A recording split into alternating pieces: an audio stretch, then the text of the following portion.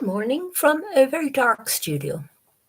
Uh, I have a daylight bulb on though, and I've got some art behind me because art will come into it. This discussion, and this discussion is, well, it's not a discussion because it's only a talking head, isn't it? Me, and I don't have anybody to discuss it with, but you can discuss it in comments if you want.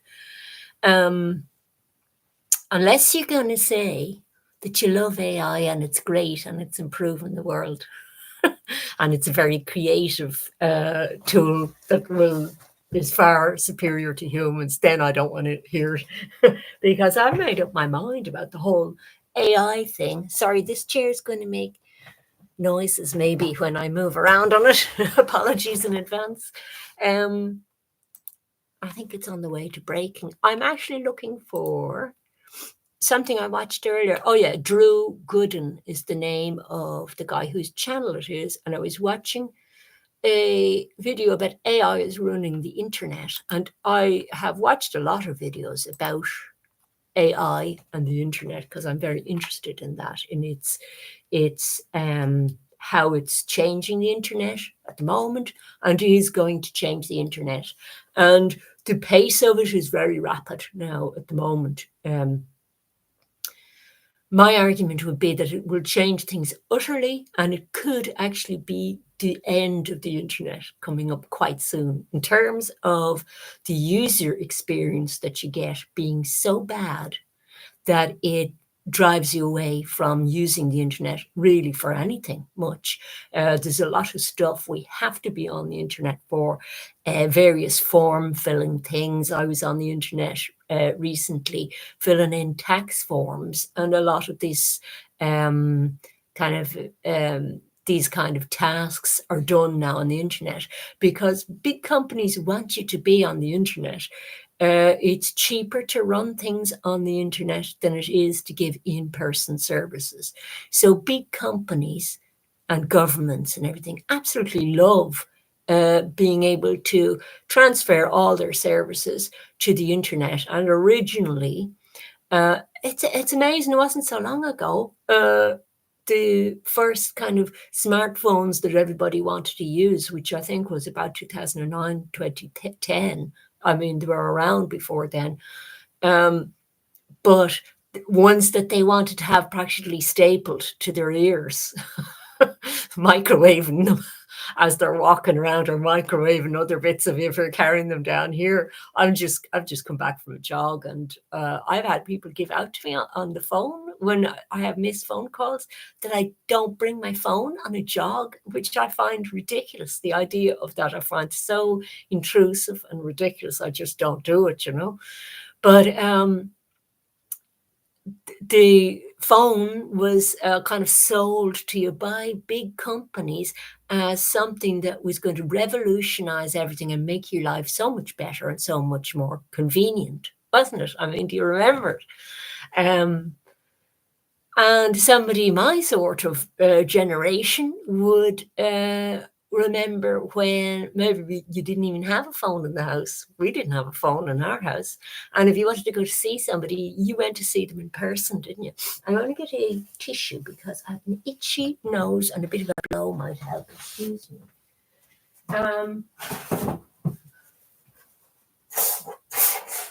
So that would be considered really mad thing to do now, going out. Maybe spending 20 minutes walking to somebody's house to see if they're in. And if they're not in, you go home, and you might go back later in the day to see if they're home yet. But people were out doing things in the real world and everything. They weren't always going to be home, but you had a nice walk and you might have had an adventure along the way. But the phone was so convenient. You could just ring somebody up, and then you could get on with your terribly busy, terribly exciting life doing other things if the person wasn't by the phone. But eventually, and very quickly, they learned that they should always be by the phone, because I can never get to my phone in time. If it does ring, it rings very rarely. But you have a few rings and then people give up after about 4 rings. And, I'd be there going, where is the phone? First of all, I'll be lucky to hear it. Then I'm chasing around going, where is it, So people tend to have it like right on them. If it's a woman, they'll have it in their handbag or purse, as Americans call it.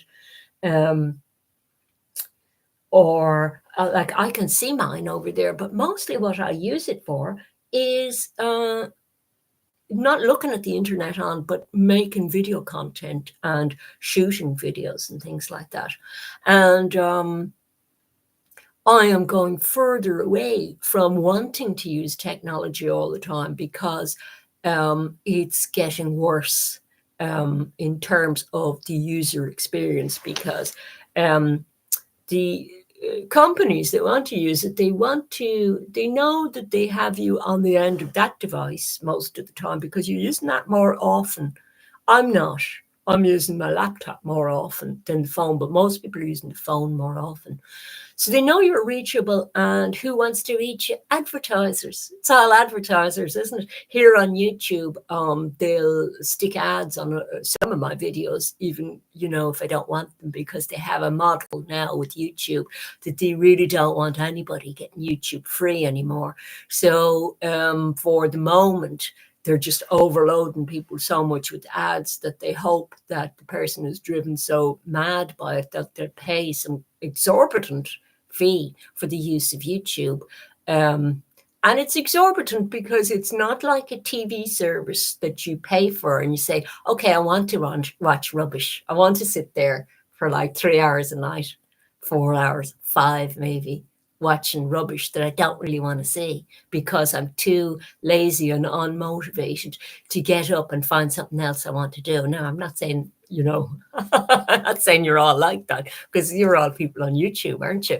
Which is a little bit more pick and choose your own thing, but is getting more like TV because it's serving you up stuff on an algorithm, which can be very hard to break out of what it's serving you up on the algorithm unless you're a very motivated person who understands what's happening. And I don't work as a marketer, but I'm a qualified marketer, so I understand what's happening.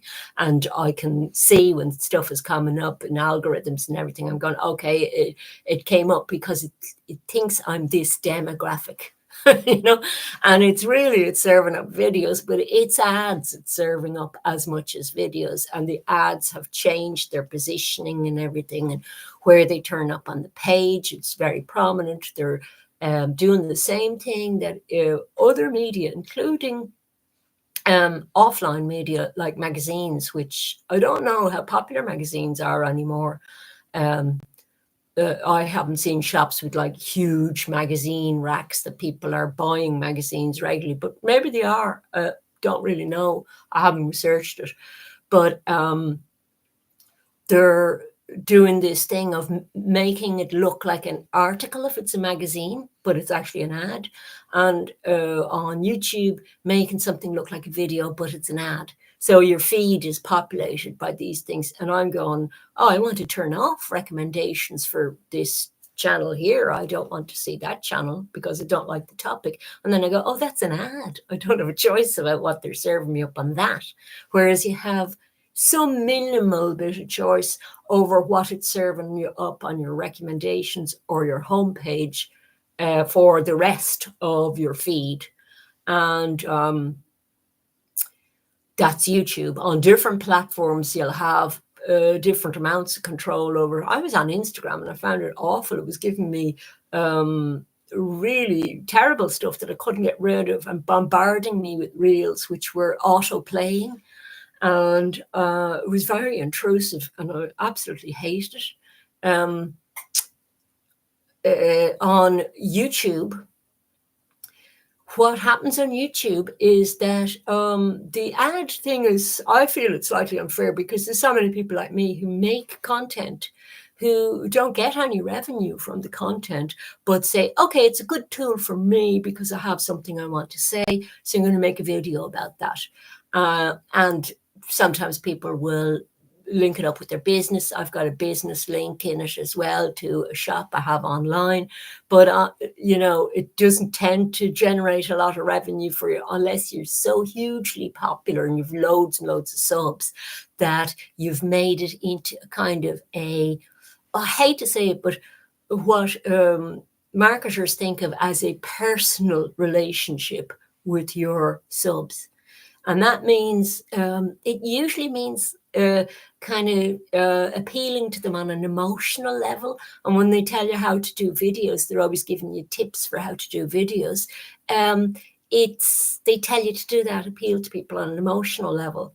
And what's this to do with AI? Well, it's that little intro was about sort of, just reminding you how it's corporations running the whole thing and it's advertising running the whole thing. And the advertising hype for AI has been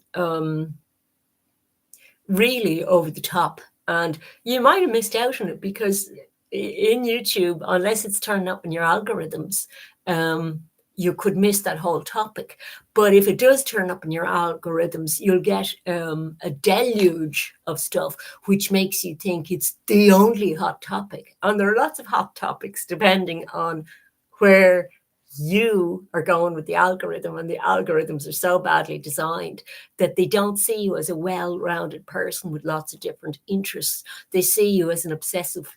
And part of the reason the internet is becoming a horrible user experience has not to do with AI taking over everything directly in the way that kind of I was planning to talk about it, or in that guy's video that I'll link to in the comments afterwards. The video I was watching today, it's not to do particularly with the way that it's being hyped for its uses now, but sometimes it's to do with the way it's working in the background, like the algorithm, making your feed worse and treating you like you're a person who's obsessed with one interest and only feeding you that thing, and making it very hard for you to break out of that. So my homepage now is filled with AI topic stuff, and none of the other stuff that I was watching before is coming up at all. I'll have to work really hard to get my algorithm sort of back to other interests, and I'll have to work quite actively to do that, which a lot of people won't do. It's just not really in them because they're not kind of they're perhaps here for entertainment, say, rather than learning something, or they don't have very strongly held opinions about particular interests that they have, that they will say, hey, that disappeared from my feed, I'm going to go off and get it back again. So you have to really work hard to stay out of the clutches of the algorithm when it's trying to treat you like an obsessive, because therein lies the path to mental illness. And that's one of the reasons that many people are wanting to interact on platforms like YouTube with the content less often, or having a less pleasant user experience, is because it's not treating you like a well-rounded person. It's treating you like a demographic, and the algorithms are getting it terribly wrong. Because although the hype from a lot of corporate types who basically have huge investments in AI, or are, have all their business streamlined with the plan to use a lot more AI in it and save human labor and therefore money for themselves that they have to outlay. They're all hyping it up like mad that it's this wunderkind that's going to put us humans in the poor place for creativity, that it's smarter than humans, and nearly has reached the singularity already, where it's going to become conscious, sentient, and feeling. So it's going to be our best friend. We're going to love it. You're going to love it so much.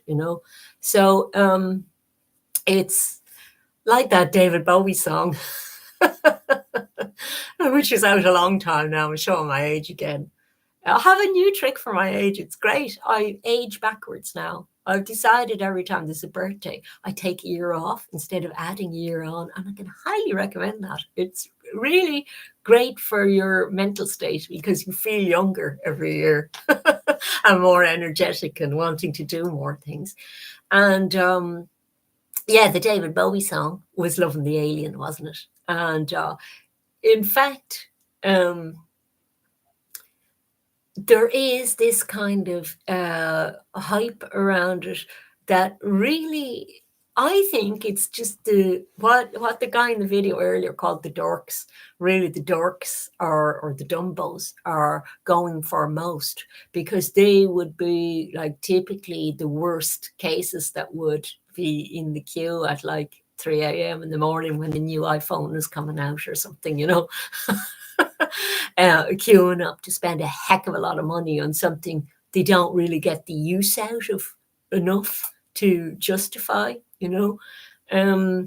But it's the hype that they love and the marketing. And, you know, a lot of us women are guilty of that kind of thing. I am until I'm sitting here in a mess in a jersey that should have probably been thrown out years ago, but it's for painting, you know, things like this. So I just demote things until they literally fall apart, fall off me.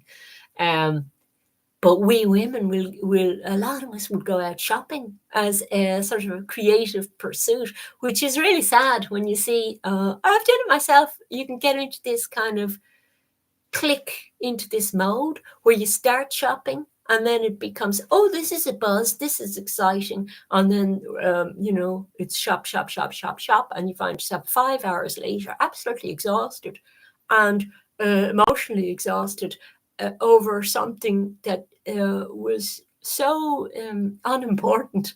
You know, you only went out because you needed a new pair of jeans or something, you know, and you're buying all this kind of stuff that, you know, it's just, you're kind of,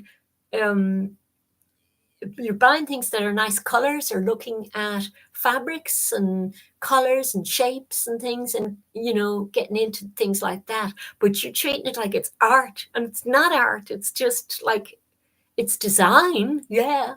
But is it worth getting that excited about? And then the parting with the money, it's like gambling or something. It has this addictive kind of quality to it that real kind of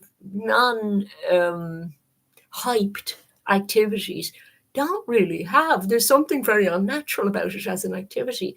And the unnatural aspect brings me to the unnatural aspect of AI.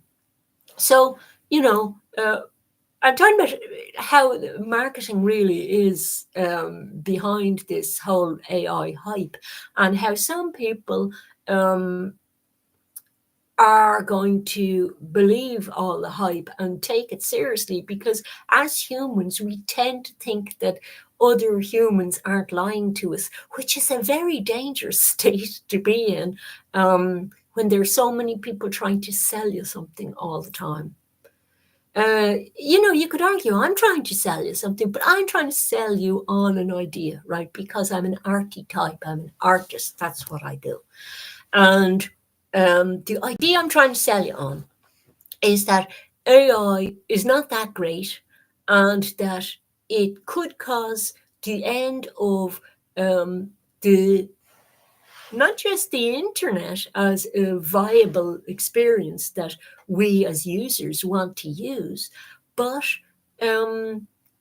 creativity and art, it's directly attacking those while claiming to be creative and claiming to be art. It's actually attacking those things. And the guy whose video that I'm going to post below in the comments makes all the arguments much better than I could. But I do think that it's something that we do need to all be very active about participating in stopping. Because once you realize how bad it is and how rotten what they're trying to do with AI is, you will be very interested in having the option to stop it. And there's an argument made online a lot that you don't have we can't stop it. That argument is made by the people who want AI to be successful. We can stop it. We've stopped loads of things before that we don't want. You can even stop people using smartphones in schools now in places like Finland, and they've done experiments with this in some schools in Ireland as well. But it will become more prevalent, I think, now. Not using smartphones in school, not using laptops, going back to just old-fashioned ways of doing things, books and everything, which was getting a little bit, as an idea, it was getting a little bit peed on by young people calling everybody boomers. To say that all your ideas are irrelevant because you're not young like us, which is a ridiculous argument, but young people can be ridiculous if they want because they haven't got the experience in life yet. We are here, older people, to say, no, you don't realize how really great it was before these things. And you're being lied to about how great these things are. Some things about them are great. Some things are really rotten. And some things are a race to the bottom and are going to bring you with them and make you mentally ill. And we're trying to look after you. That's what we're doing. Our generation are trying to look after younger generations, whether they want us to or not. So this is my contribution, talking about this and giving you the link to the video by the guy I was watching earlier who makes really cool arguments and who somebody younger is probably going to listen to. And I'm glad to say that a lot of people who watch my channel are young people. I get a huge range of ages because in your studio in YouTube, it actually tells you, it doesn't tell you about, information about individuals, and I wouldn't want to know, but it tells you broadly what ages of people, for example, are watching your videos. And the age range is very broad on my channel. It averages across from people in their 20s to people over 60 years old.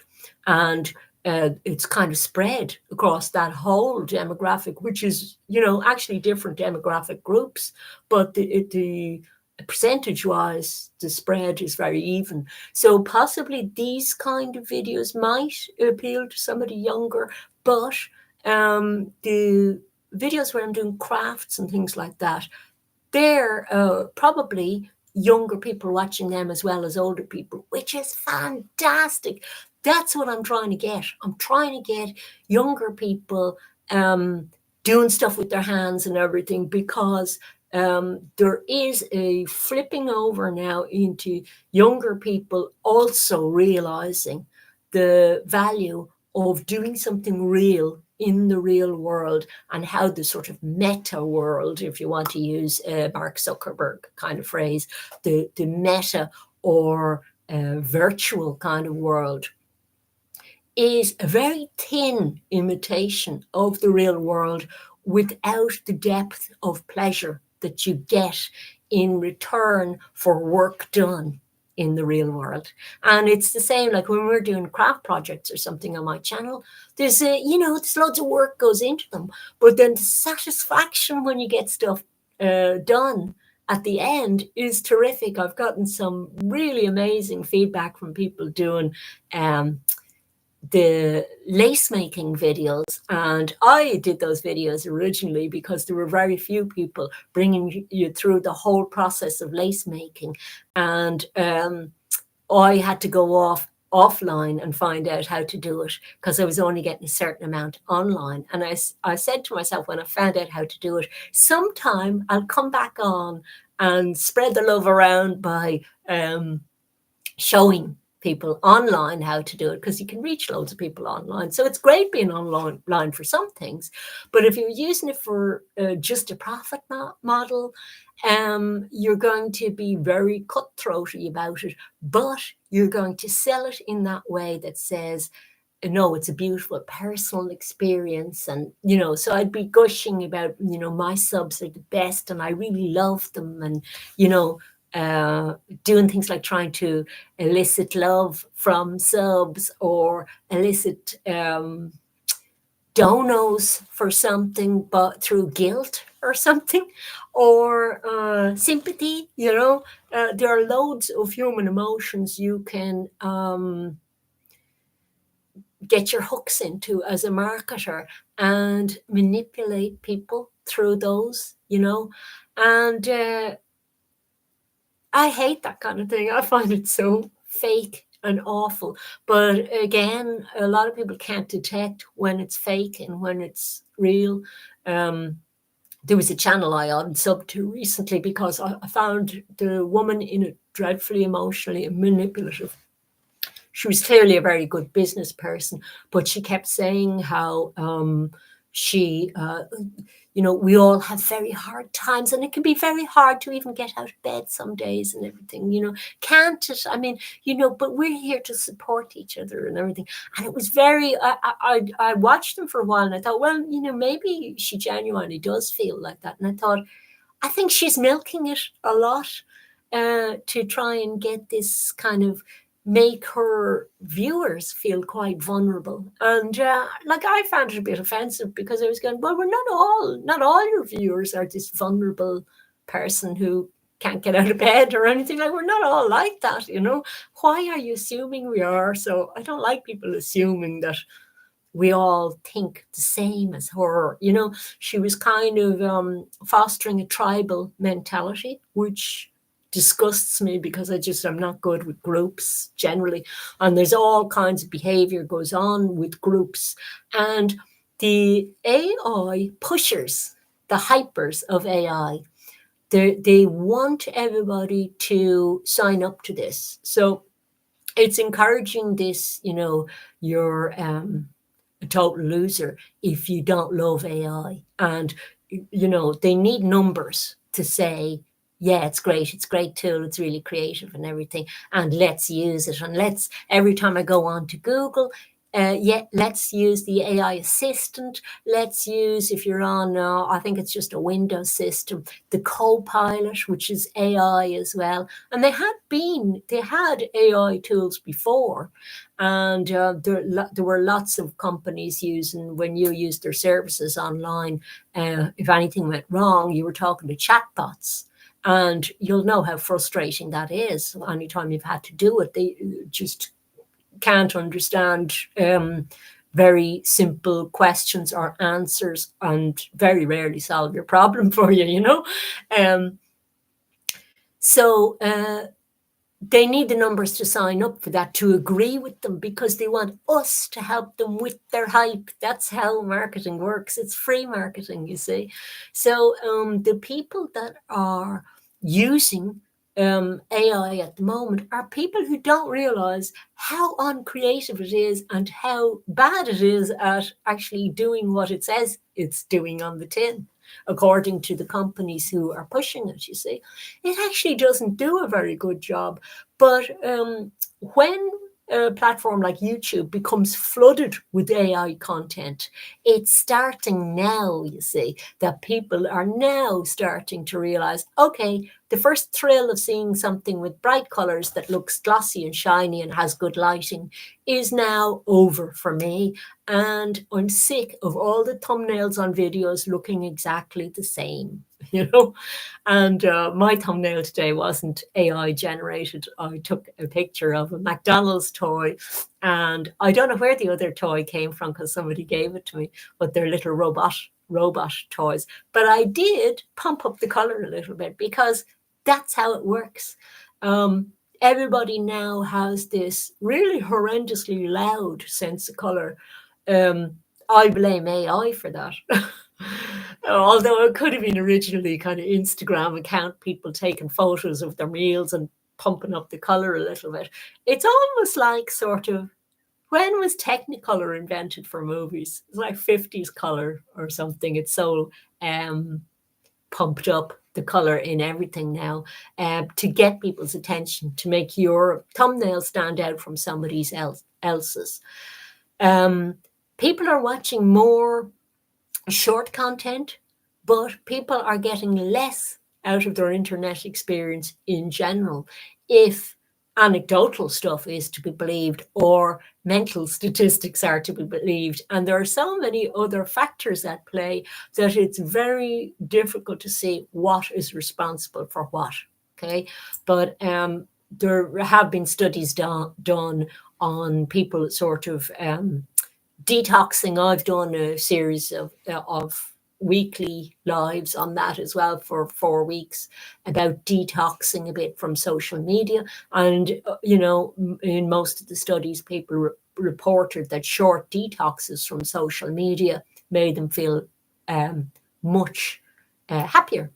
Except for people in my generation who didn't see the need to detox. That was what they were getting out of the studies. But that's interesting because that implies possibly that people like me remember what it's like to have the not so online experience.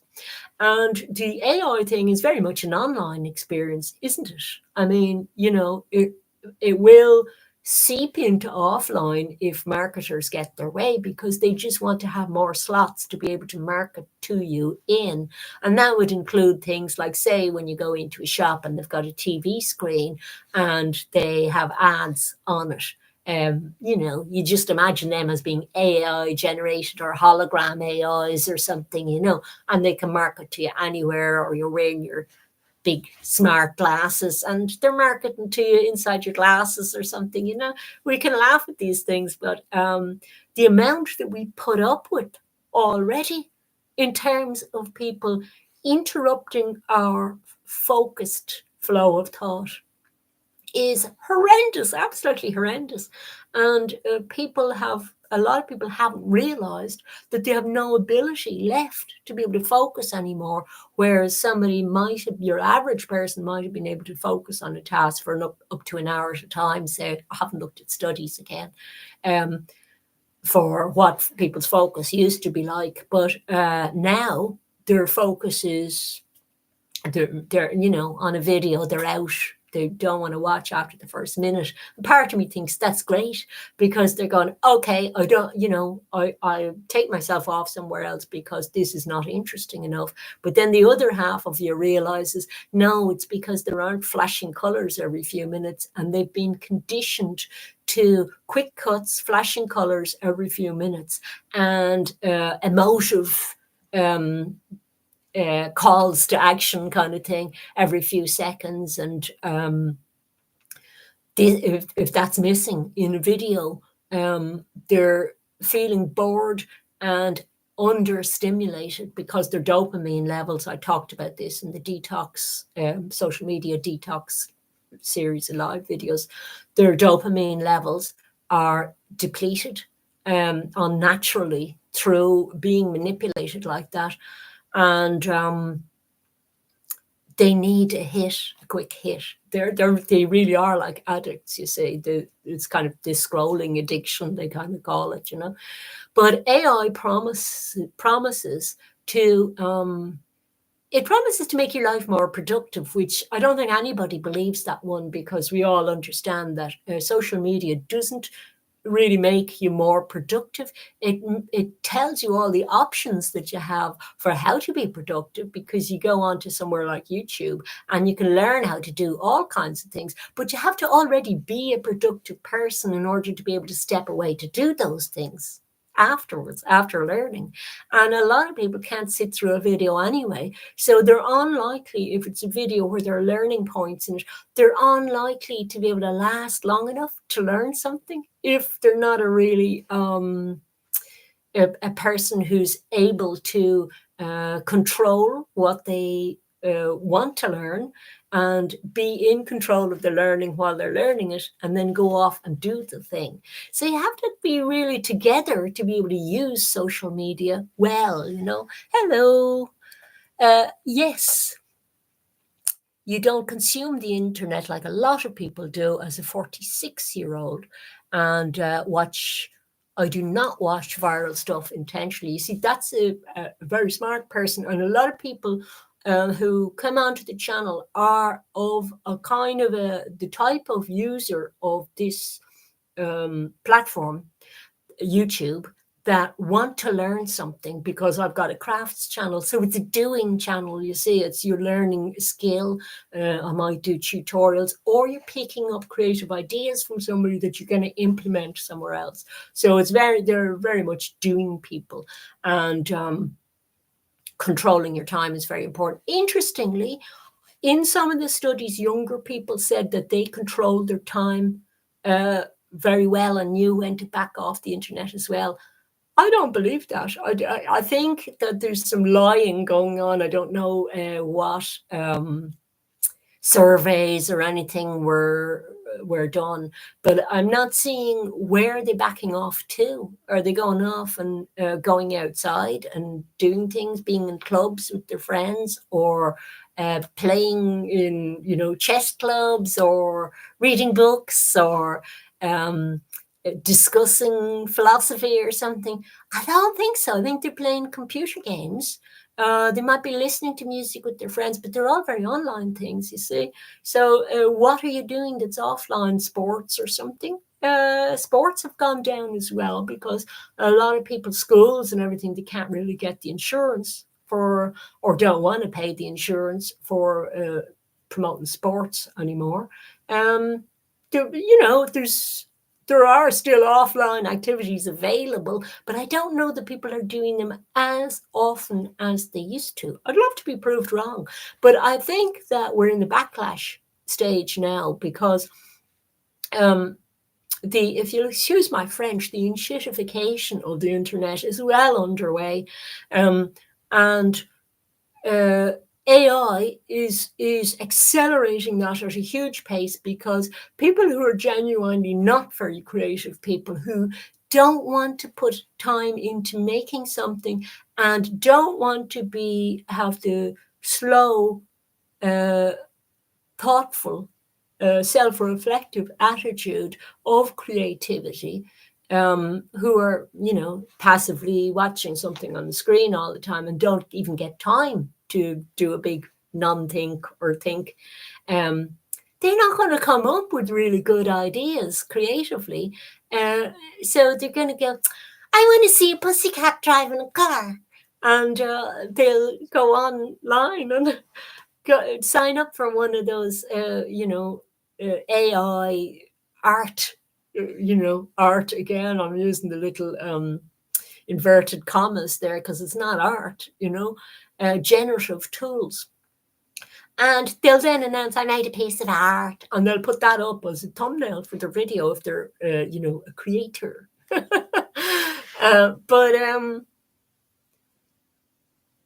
like, what usefulness has that? Because as the guy was pointing out in his video earlier, and he did have a pussycat driving a car as an example, and he was saying you can't really make a film out of that. You can't really apply creative things to that afterwards, because it doesn't hang together properly. It's all, this is a remix idea, the AI idea. It's aping humans. It's from human input that has been like data fed in, and then it regurgitates something out, but the something isn't very good, and they're saying, oh well, it just needs more training, it just needs huge amount of resources actually to go into it, huge amounts of electricity usage, huge amounts of a problematically large amount of data to go into it, a big problem about where to get data. Well, steal it from like a video like mine, or artwork like mine, or from people who are actually creating things. That's where they're getting it from. And it's a business person's idea of what creativity is. Because even with this, I'm reading this book at the moment, The Writer's Journey, and that was an accompaniment to a Joseph Campbell book that I bought recently. There's a lot of Joseph Campbell on YouTube, and he's brilliant to listen to. He's a very good speaker as well as writer. But The Hero with 1,000 Faces was a very seminal mythology book of his. And this one is about a guy really who's a screenwriter and pitches screenwriting ideas in Hollywood. And him writing a book for writers, but it's kind of for screenwriters. But I think I have only started, but it would be a good book for writers as well. And of course, I'm a writer, so that's why I bought it, you know. But it's interesting because he's talking about films as examples, and some of the films he mentions, I go, yeah, that film was rubbish. Yeah, that film was rubbish as well. That film was rubbish as well. But the films, the template that they used for those films were on his recommendations. The guy is Christopher Vogler. On his recommendation, a Joseph Campbell idea about the hero's journey being the one story that all mythologies use. And the structure of that story is the hero's journey, the hero setting out the journey and various stages along that. And I actually, without having read the Joseph Campbell book, I used that for one of my books. I used the Q Affair. I used the hero's journey as the structure for the book because, as Campbell points out, it's a structure that you know so well already. You don't even need, when he tells you about it, you go, oh, yeah, absolutely, I get you. And I looked at my book afterwards in relation to that structure that he says all mythology uses, and said, yeah, it actually does follow all the stages fairly closely, you know, and not all stories do. But when Christopher Vogler was talking about the hero's journey in relation to writing screenplays and things, and mentioned some films that used it that were extremely popular films, I thought, yeah, they're, you know, I hate them because they're all box office films. They're not like one person with the fabulous artistic idea and then they bring it to fruition. It's committee thinking, you know, and what will sell at the box office. And people who are selling AI art, I hate even using the word, it's not art, it's AI remix world. The people who are trying to sell you on that and using it and everything and saying it's art are people who don't understand what creativity really is and who think that artists are either doing something which copies how the world works or they're remixers, you know. And the piece I have behind me, it's a really dark piece with quite a shine on it at the moment, but I have it up because I'm going to work on it later. The way I put that together so far, an AI would not come up with that idea the way that I put it together, because the AI, when you feed it, I want to see a cat driving a car, it only has a limited amount of ideas of how that's going to be put together. And it's a language model, really, when you think about it. And it's a language and visual recognition model. And it sticks two or three things together from your prompt and says, there, that's art. And you go, some people, like, really, you know, as your man calls them, the dorks, are going to say, yeah, because it's weird. It's a weird thing. It looks like art, you know. It's got colors, it's got, you know, things in it. And, you know, it's not a real world thing like my cup of tea in front of me. So it's art. But it's not, you know, because it's doesn't have the thought process that went into art for it's meaningful, to give it a meaning. It doesn't have the meaning that art has behind it. Like my painting has a meaning, the way I put that landscape together. There's a structure underneath it, which actually you're not really supposed to see. It's all sacred geometry stuff. And it's brilliant, actually, because the sewing projects that I'm doing at the moment are really feeding into my painting. And that's how creativity works. It's an experiential thing. It's not a virtual thing. You have to have real life experiences to draw from in order to create art, or else you get the death of art. AI is the death of art. But is it the end of the internet? It could be. It could be, because there's such a backlash against these things that if corporate people get their way, it will be so prevalent on the internet that it's taken over your search engine. It's trained people through that search engine to put up with answers that don't have anything to do with the reality, because it's hallucinating.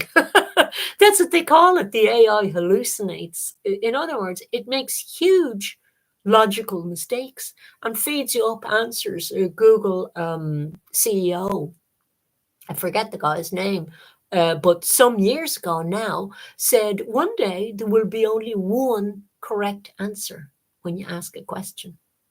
And that's a very frightening thing for artists to hear, because we're so marginalized. Artists are so marginalized already in society. We have been treated like we don't matter, because the corporations control everything and marketing control everything. And artists are really, really hard to market to, because we're not like even the blog that I had and everything. I used to have this blog. It was it wasn't anti-capitalist as such. It was anti-consumerism, because it was saying, look, get back to the real world and stop letting people flog you things every 2 seconds. Only buy stuff that you need for a particular project or for your creativity, or, the product doesn't make you happy. The experiences and what you do make you happy, and make you feel you're living a meaningful life. With the AI in them, they're trying to sell it as it can do everything for you. It can save you from thinking, as if thinking was a burden. That's really what they're trying to tell you when they're telling you you can ask a question in Google and it'll come up with one answer. Well, that's really the perfect solution for somebody who doesn't want to think. They want certainty, but they don't really want to know, because the whole artistic process is asking questions. Picasso said that, he spent his life trying to be a child again, because a child is asking questions. How does the world work? What does this do? What can I do with this? Can I play with this? And that's where the fun and the creativity is, It's not a product, though, is it? It's very hard to package that into a product. And what people call creatives now are people who can work on a team and do something mildly creative. But it's usually something watered down, like a Hollywood blockbuster movie or something, a watered down version. It's then called high art because it made loads of money for them. But you see the problem. You see who's calling it art. That's the problem, and so AI is being marketed as it can answer all your questions. It can be your friend. It can help you when you're sick. It can make your life so much more convenient by making everything faster. So you have more time to watch more Instagram reels. Like, who needs that? Who needs it? Or more time on YouTube to watch more ads. Who needs that? And, oh, don't worry about it. You can have a subscription if you don't want that. You see, they're trying to get the money out of you, and then they still serve you ads on all these different platforms. So it's the insh&tification of everything, but they're shooting themselves in the foot, because they are, oh, thank you for the vote of confidence there, X.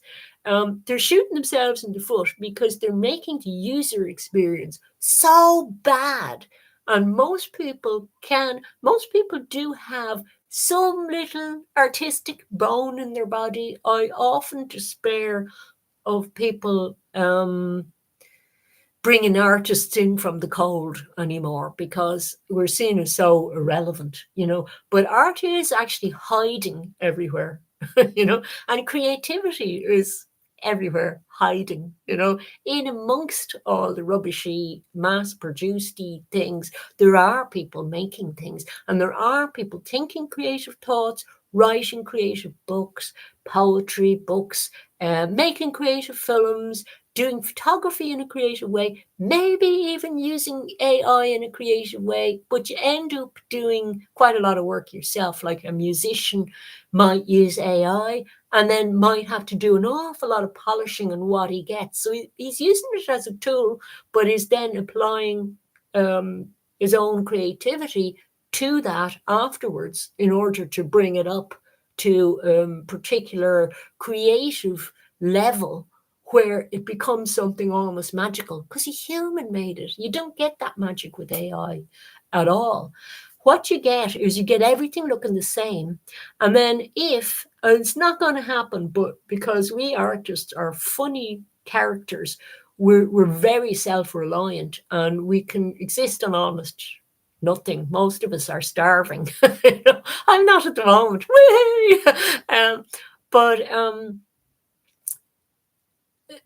if AI had its way, it would kill itself because everybody would be doing this remixed stuff with AI, remixed music, synthetic music, synthetic so-called art, and synthetic looking at the world, getting answers from the world or asking questions of the world through virtual means, changing how you actually see the world so that you've got a marketer's outlook, which has happened already because we have seen, particularly with American consumerist society, taken over different parts of the world where the same business model is taken over, and some of the sort of products like movies and things like that coming out of America have changed people's way of thinking so much that we have a consumerist mentality.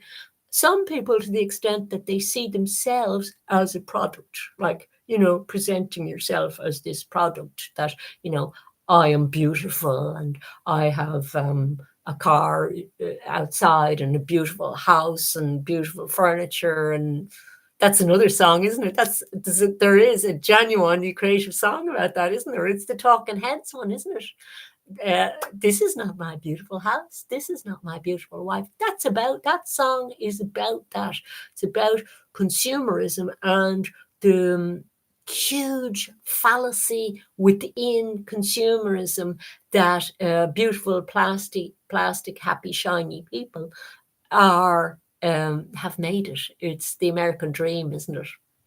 So that dream went sour. Everybody knew that dream went a bit sour because then 60s and 70s happened and it was kind of, a reactionary thing. But the same reactionary thing is going to happen with AI very fast now. And already you can see the bubble bursting. And on YouTube, everybody's getting sick of seeing all the AI thumbnails and everything. We know there's something wrong with them, that that there's a sameness to them and a lack of originality about them. And when we saw them first, we thought, oh yeah, that's weird, putting a pussycat in a car. Like, how did they do that? And it does look very realistic, as if, there really is a pussycat driving that car. And for a minute we went, that's a bit different. But once that's a bit different wears off, you're going back to looking at genuinely creative stuff that isn't just done on shock value, stuff that when you look at it for a long time, you still get things out of it. It's not like, oh yeah, it's pussycat in a car, and what else is there about it? Like, what else am I supposed to get from that? Well, nothing, because it's an AI that made it. It's soulless, you see. So that's the difference, human creativity. And as I say, most people, even if they don't particularly appreciate art or anything, they have some little bone, some art bone in there that appreciates something that's good quality, you see. And they will find things that are good quality and recognize things that aren't, and will get better at recognizing them when they shoot themselves in the foot and everything is wall-to-wall AI, because all the dorks are trying to get rich on it by using their tools, you see. Whereas actually the tools aren't going to benefit those dorks. The tools only benefit the people who are selling you the tools if you use them. So I have a policy, I won't use them. I'm even going back on my channel. Some of the music on my channel is AI generated by the editor the video editor that I use, and I want to try and get away from that more. And I'm even learning guitar for fun, but also hoping to use little tiny little bits of it in my videos so that the videos have a very handmade, crafted feel to them. Now, I mean, the music isn't going to be a big aspect of the videos. I've already used it in a couple of videos, and it's very inobtrusive in the background.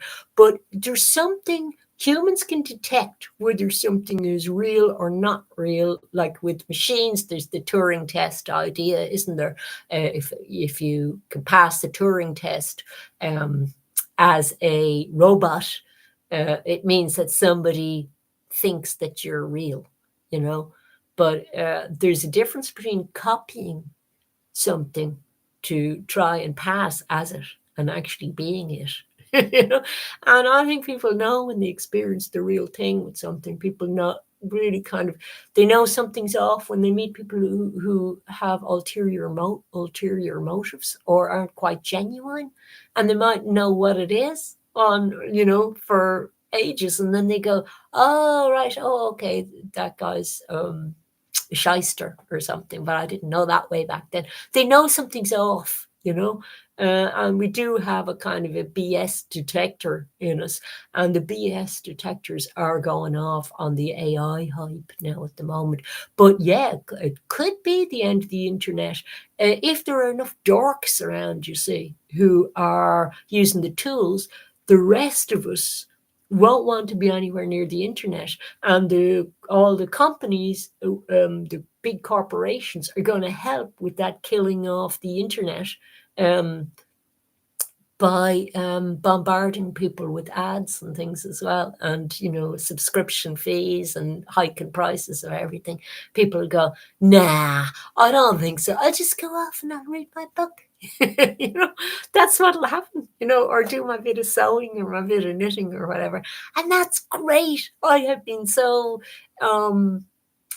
excited about the developments with AI lately because of that. It solves a huge problem. We had this huge problem with technology that it was driving people nuts, that they felt they had no meaning in their life, no purpose, that nothing that they did made any sort of a difference in the world. And that is kind of true in an AI type world. You don't matter, you see. How could you matter if you're kind of hanging out with soulless creatures all the time, you see? You don't matter either. That they don't recognize your soul. So go somewhere where your soul is kind of happy and healthy. And for anybody who's saying, oh, but I don't want to leave the internet. No, you don't have to leave, because they'll leave. They'll be unsuccessful, I think, in what they do. This is a prediction. I could be terribly wrong. I think they'll be very unsuccessful in what they do quite soon now, and that there's going to be this big backlash towards people wanting to do things the traditional way, people respecting artists who are making their own art, making their own craft work, making their own music, people who are growing things in their garden, people who are doing real things. I think there's going to be there is a fast growing respect for people doing that, because people realize the value of that. And another song, Joni Mitchell, you don't know what you get till it's gone. It's not quite gone yet, but hopefully the AI will go away and stop bothering us all, because their customer service was rotten anyway, wasn't it? Okay, so I'm going to go away and have my breakfast, and I hope you didn't mind my rant too much. And I'll put the guy's video underneath. It was brilliant. He made all the arguments for why the AI agenda is incredibly unsuccessful and why it's useless, overhyped product anyway. So that's going into the comments. I don't want to put it into the description because I don't like latching on to other people's channel contents for, I don't know, clout or, Okay, I'll see you. Have a great day. And thank you for the lovely comment there. I appreciate that.